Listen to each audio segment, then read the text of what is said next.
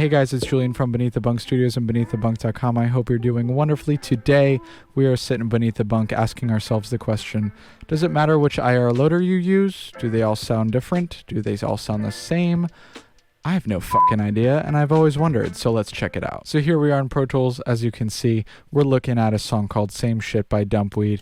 This is a little bit of what one part of it sounds like.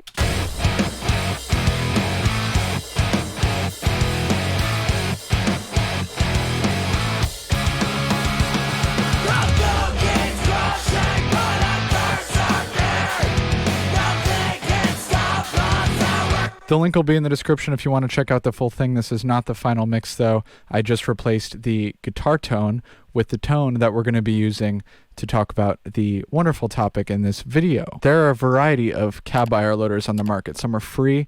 You know, you got your Nat IR, you got your Pulse, and then some are paid. For $50 you could get GGD Studio Cabzilla edition, and for $50 as well, I believe, you can get the Ignite Amps Libra. So are you paying for sound quality? Are you paying for features? What's going on here? We're going to ask that question. So originally in this song I used my Kemper, so I just used the DI that I recorded in parallel and ran it through the Worden NTS Suite plugin and rendered that without the cab active. So I'm not going to turn off this cab. Well, actually I will, because now I just want to hear what that sounds like. It's going to be really gross.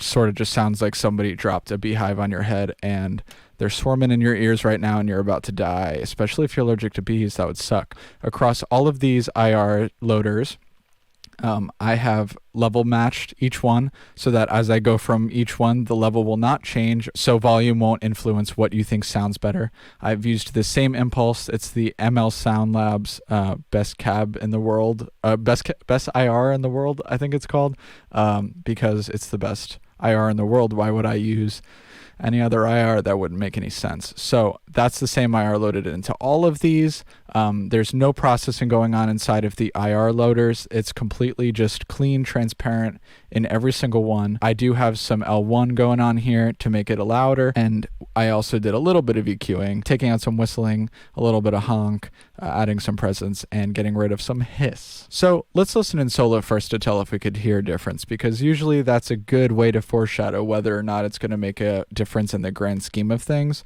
Not always. That's not always a good indicator. Don't use that as a global rule or anything. But anyway, first up we got Libra.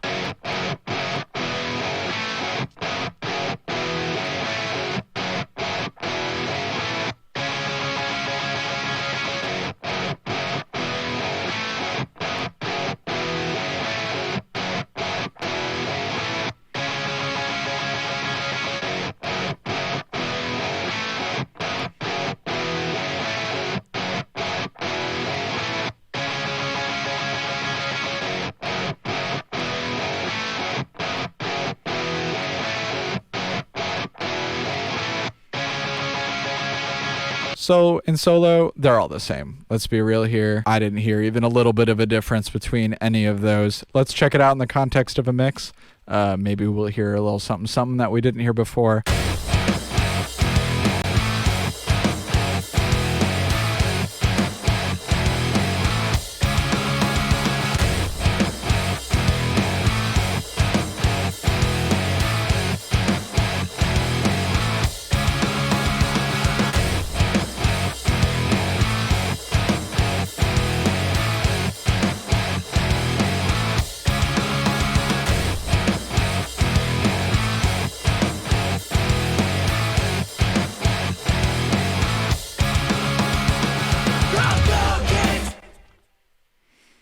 Nope, nothing. That sounds the same every time.